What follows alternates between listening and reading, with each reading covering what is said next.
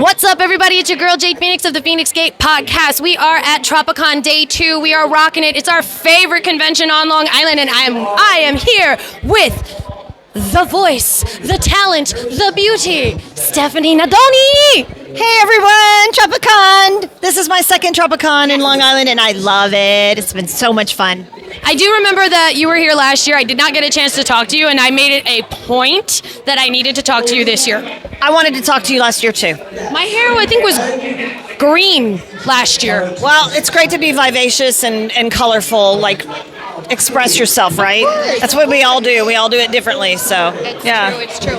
Now, I've done so much research on your characters, your voice career, and honestly, I have never seen anybody else besides maybe Sabat and Shlamel who have as many accolades as you for Dragon Ball. Oh, thank you. Yeah, I did a lot of the background voices, East Kai, Baby Trunks. I did some background characters that necessarily didn't have names, which is really cool. That for me was a lot of fun because you get to challenge yourself to sound completely different, and that's really the only way we could get cast in anything outside of our primary roles was if we had that capability. And so thank God, I had been doing voices for fun with my friends and making up voices, and it really did make a difference because I was able to really understand what my voice could do and push it to its limits to really sound completely different.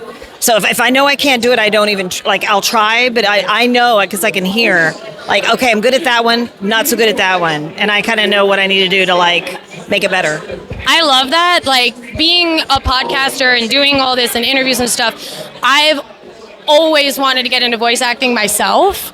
And I imitate voices all the time. I make up my own. Yeah. So I get it. And I'll try a voice out, and then if I like it, I'll perfect it. And I just love talking to other VAs and finding out what was your actual what was your gateway VA? I want to do this. Yeah. I want to make this my career. What was yours? Right. Well, for me, it started with singing, and that started with a voice. So anything involving, voices, I would listen to, TV shows or whatever, and I would record it on a little cassette player, and I remember carrying it around with me, and I would write songs and play piano and write poetry. So I was very creative, and I had plenty to do when I was left alone, even as a baby. My mom was like, I just put you in the playpen, and went off.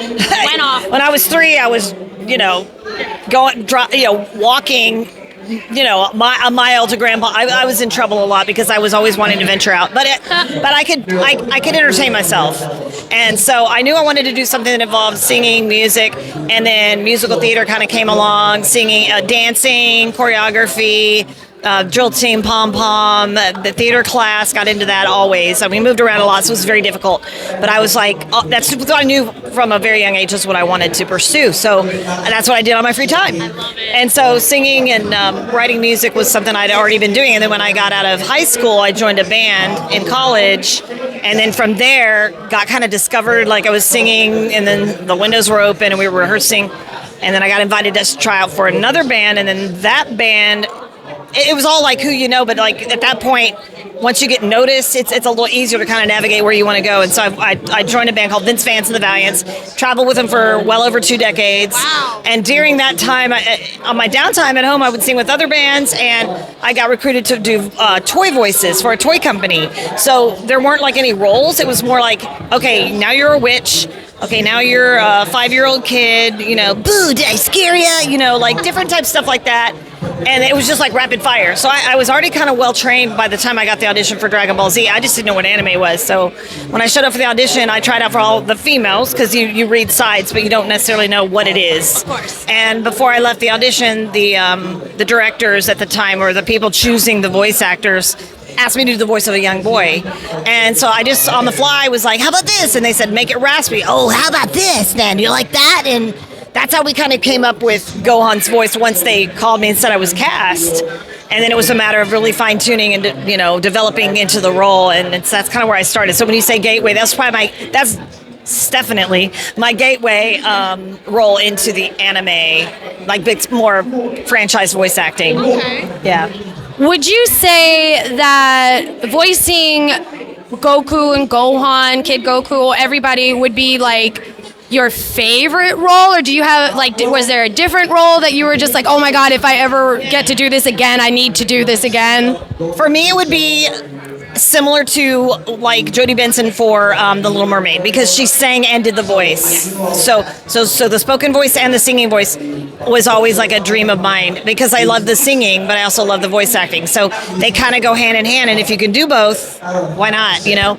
But I mean, maybe like an independent project would come along, because I started doing jingles and parodies for radio for a while, and I was writing songs like changing the lyrics like Weird Al Yankovic. I was a big Weird Al fan. Everybody loves Weird Al. Yeah, I know. So my friends are like, we're just going to call you Weird Alice. But I was able to actually utilize it to kind of fine tune and hone my skills with crafting the lyrics and really making it funny, but also making it rhyme. Like there's like levels of like, there's a skill level. It adds to the humor of the overall project if you can really like mimic the lyric. But writing my own stuff is something I also want to do too. So I've done some originals. There's actually an album that got shelved in like 97. My mom got sick and unfortunately passed away in 99. I'm very sorry. Right after I got cast as Gohan in 99. And it was a rough year, but I had a lot of real life experience to contribute to some of the more emotional roles that are really like, you know, like Super Saiyan 2 Gohan, you know. Oh my God. Yeah, the emotion, you know, the screams. And thankfully I was a singer, so they, like I said, they go hand in hand and they help one the other. Yes. Like the rhythm, the timing, you're matching flaps, you're doing the voice, you're memorizing the line, kind of all at the same time.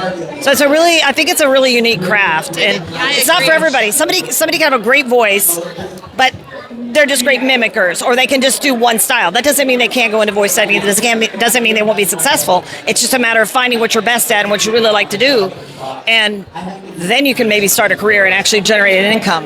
Oh, I completely agree. That's why I find that it's so refreshing to see someone that actually loves their work and doesn't just do it for a paycheck. Yeah. And then also at the same time loves the fandom as well. Like the DBZ fandom is absolutely gigantic. We're talking about a series that's older than I am. Phoenix fans, you already know. We're not saying on air. But how do you, like, when you get to meet people at like conventions and stuff like that, and they tell you stories about how you know, impacted them, got them through certain things. Like, how does that make you feel? Well, that makes me feel really good, because that's the big reward that doesn't have anything to do with a monetary gain. Like, that's like face-to-face interactions. I've had some of the fans cry. I've had, you know, like I was, you know, going to commit suicide. I was going through domestic violence, which I also had my history with domestic violence and trauma and abuse and things like that. So I can really relate to these kids, and it keeps me young. Yeah. You know, I mean, we all have an inner child, and that's where I think when people call people geek or nerd or dweeb, it's like, yeah. I wear that as a badge of honor. I'm like, I am a nerd. I love this. I mean, you can look a certain way and be interested in anything and still kind of be your own like inner nerd. And I've learned to embrace that, which that's what happens at the Comic-Cons and the pop culture, the comic store signings. Like, people really relish in that, and they want to keep that inner child alive. And I think that's what keeps people young. So that for me is like the best possible reward I could have ever. To change someone's life in a way that benefited them, that got them through something, makes me feel like an animom. Like, like those are my kids. I love this. It's like the behind this, like the Dragon Ball Z, never quit, always be strong. You always can go one notch higher. Like, to really believe in yourself and, you know, protect what's important to you, and be virtuous, and try to be young at heart, or pure of heart. That's the key. Otherwise, you'll fall through the Nimbus cloud. Sorry, I guess you need to train more. It's absolutely true. Do you have any advice for aspiring voice actors out there that may be watching this interview and going, I want to try to do that too? You can just spend all your free time, depending on where you are, where you live. You know, you can make it a hobby to start, but there are websites you can go to, workshops, more than ever. Like, I know for me, we didn't have the internet, or we had a cassette player and we would tape record the background to the, you know, you had to just get creative with whatever you have. Well, now there's more resources than ever. The goal is to get exposure, get really good at what you do, put a demo reel together, possibly get in front of some casting directors through the workshops. There is a lot of investment of time and money to really so you got to work. I mean, I waited tables. We've all had to do things. During COVID, what do? I taught music. You have to be very what's the word? You just have to use your resources. Perseverance. Innovative. You have to really kind of adapt to what's going on because things are always changing. There's a lot of competition. You're going to get a lot of no's. You're gonna make some mistakes. Okay, learn from them. Don't let it get you down. If you really want to do it and your passion is really high for it, then keep following it. You might get a role that changes your life. For me, I didn't even know Dragon Ball Z was such a big franchise even back in the late 90s. I had no idea. And then they had the Burger King toys coming out with the toys that lit up, and I still thought it kind of had a level of longevity, but then it just kept going, and I'm just it got a lot of exposure, and it was already a big deal in Japan. So, it's like a gateway anime, and one of the big ones. All Pokemon, Yu-Gi-Oh, Naruto. Yes, I mean, like I said, I see a lot of people. They put their tattoos of the show on their body. I mean, those are some diehard fans. So I would just say, get online, get around people that encourage you. Watch your mental health. Make sure you're on top of taking care of yourself, self-care. Mentally, physically, and just do whatever research you can and try to get really good at whatever it is that you want to do, and get tips and tricks and record yourself and get a little home studio and maybe get a demo reel together, possibly get an agent at some point. Just don't limit yourself is the thing, because I felt limited in my career for a long time, and then I'm like, oh, I can do this, why was I so limited? Why did I feel like I could only do this? It's you got to kind of bust open that wall and break that glass ceiling, right, and be like, no, well, why can't I do this? So you gotta have that fire and something. If you don't do anything, the phone's not just gonna ring. Even after you've been cast in something huge, you don't just get phone call. Maybe some people do, but they don't just beat down your door. You still have to do the work. So there's a lot of work ethic involved as far as my experience. So I have a gift for you for doing this interview with us. We have a Shenron duck for you. That's so cute. Make your wish, quack quack. Everybody gets ducked at the Phoenix Gate. So, as we learned, where are you appearing next? Next up, so you can go to my website. It's just stephanienadolny.com. We always update it once a week to tell you where I'm going to be. Next week is Houston, so that's a road trip for us. About 5 hours. We'll bring our dog. Okay. Yeah, it's road trip. Weekend after that is going to be Port Huron, Michigan for I can't say a Taco Fest or something. It's on the website, right. But it's basically Detroit, Michigan, and then after that, Rose City Comic Con in Portland, Oregon, the first week of September, and from there it's just kind of scattered. Tennessee, Smoky Mountain.